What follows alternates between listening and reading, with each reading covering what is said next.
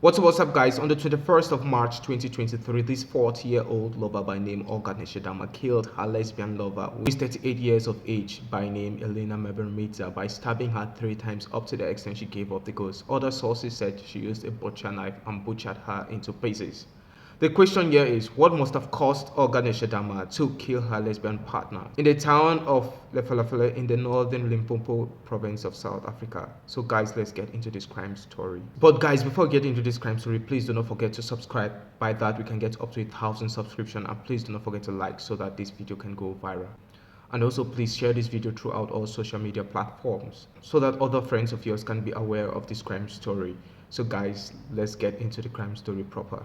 A quick introduction between the two lesbian couples. This is Olga Nechedama, who goes by the nickname Vakuma. She is a male in the lesbian relationship. As you can see, she's so masculine, she's so handsome, good looking. And this other female is Elena Mebremisa, who is a female in the relationship. Olga Nechedama is 40 years of age and Elena Mebremisa is 30 years of age. Now, let me give you a quick recap on the backstory.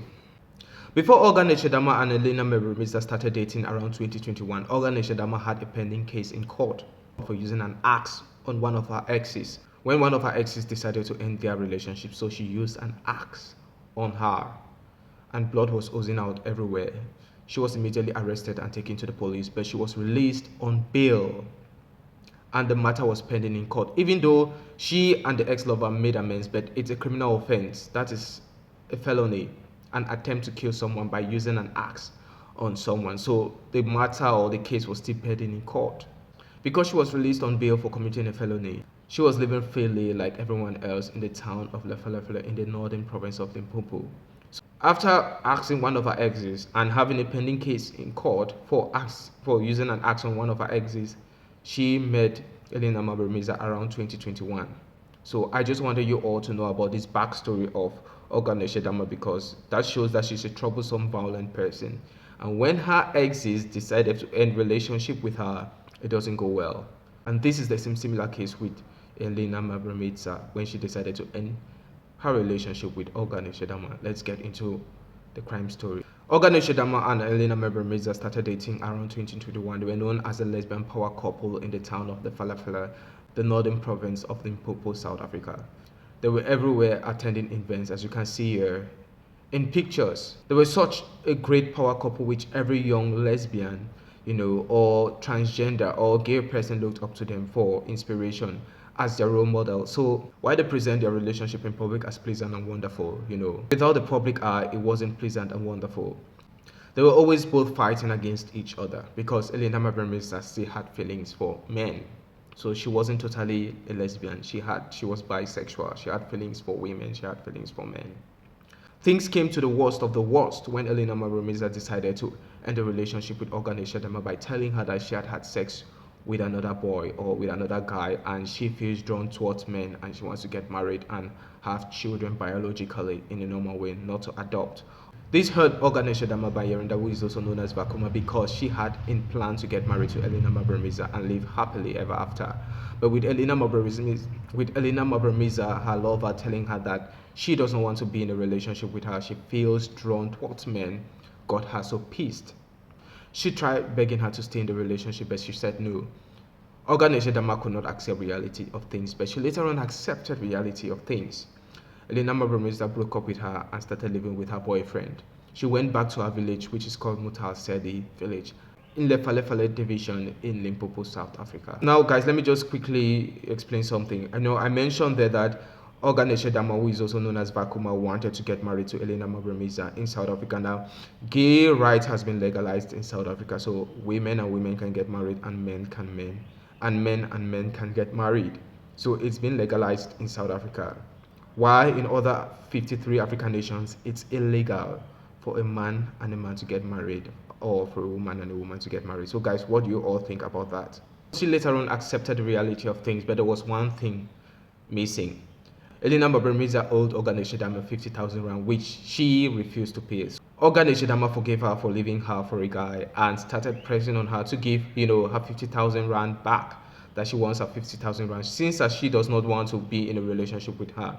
She had lent her 50,000 rand when she asked for it. Now she wants her 50,000 rand back. But Elena Mabramiza blocked her on phone and all social media platforms, so she couldn't get through Elena Mabramiza. So she was so pissed.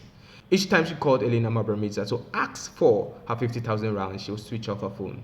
So this got her angry. She sent messages upon messages to, Elena Mabramiza's friend, contact her to tell her to send her 50,000 rand back, which she had lent her, since she doesn't want to be in a relationship with her. But Elena Mabramiza refused and gave deaf ears. So on the 21st of March 2023, she left for Motasedi village. She left Falefale to Motasedi village. While at Motasedi village, she asked for her money, but Elena Mabramiza gave deaf ears and started talking back at her and said, we had a relationship, we had sex, so the sex which I gave you was for the 50,000 rand. So deal with it that way and move on. So Oganisha Dama will not take no for an answer. She pulled out the knife which she brought from her bag and stabbed Elena Mabramiza in her bedroom at Motel Sedi village 3 times. Now, other sources, like I said she used a butcher knife and butchered her into pieces. Now, this is someone who is a criminal. What first of all, asked someone, her ex-lover, when her ex-lover ended things with her prior to her meeting Elena Mabramiza around 2021. She was supposed to be in police custody awaiting trial, but she was granted bail and she was living freely as a normal person. And this is her when another lover of her decided to end the relationship with her. She pulled out a knife or a butcher knife and killed that person. So South Africa Justice Department need to do more. They need to do more. What she did to her ex-lover prior to meeting Elena Mabramiza was criminal. That is a felony. Using an axe on someone up to the extent blood was oozing out was criminal. She wasn't supposed to be granted bail. She was supposed to be left there in prison awaiting trial. She wasn't supposed to be granted bail, but she was granted bail and she came out and she's killed someone again. So South African Justice Department, I'm sorry for the noise guys, the background noise. So the South African Justice Department has to do a lot. They've got a lot to do when it comes to protecting victims, when it comes to putting criminals behind bars. Because someone whom has pulled out a knife or a machete or an axe or a gun and has shot someone and that person did not die shouldn't be granted bail. Even if that person dies, that person shouldn't be granted bail. That person should be behind bars because that person is a dangerous person, especially not in the case of self-defense. This was in the case of someone ending a relationship with another person and the person got so pissed off and jealous and will not let that person go and ended up using an axe on that person. This is a narcissistic, toxic femininity behavior that should not be given any chance in the public. That person should be put behind bars and awaiting trial. So it's crazy. Going back to our crime story, when she stabbed Elena Mabramiza or used a butcher knife on her and she died, she immediately started running away. But neighbors, they heard Elena Mabramiza shouting for help. Immediately they heard it, they came to her home, but they saw Olga Neshidama running away. And when they entered inside the house, they saw it was so bloody. Elena Mabramiza had died. So they immediately followed Olga Neshidama and called the police.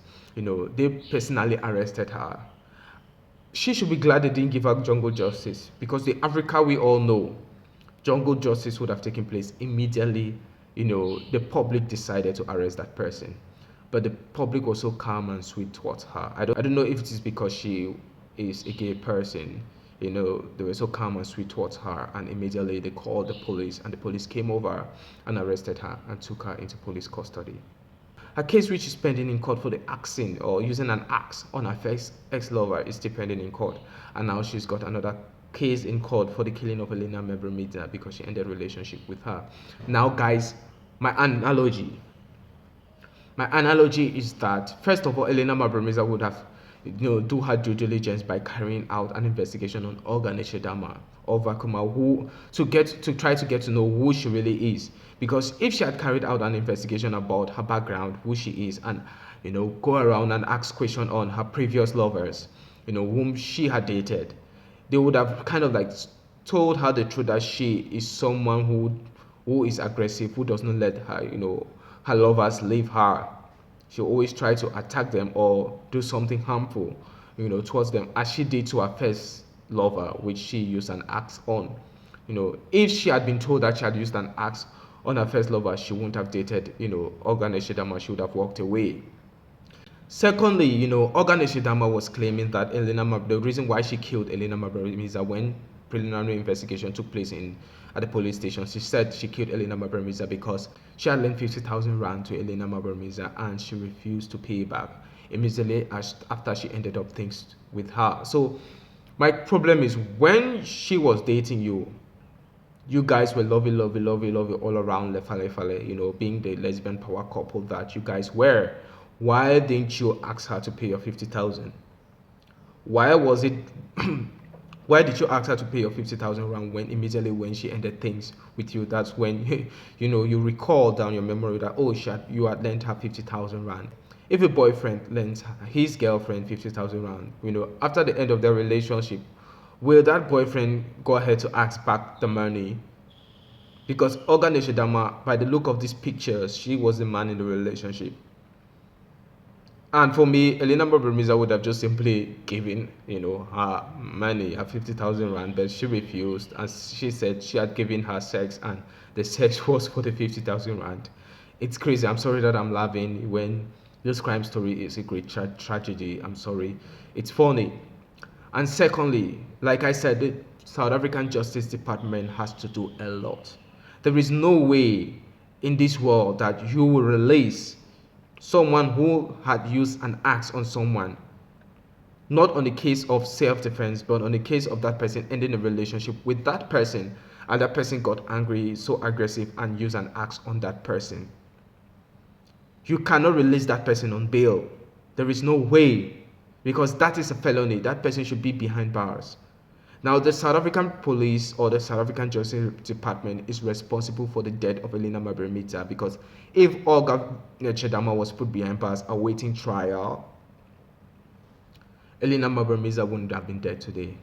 She wouldn't have met Elena Mabramiza. So it's crazy. So guys, that is my thoughts on this crime story. I'd like to get your thoughts down in the comment section. What do you all think about this crime story? Thank you for understanding. I love you all, but know Jesus Christ loves you more. Stay safe and be blessed. Bye bye.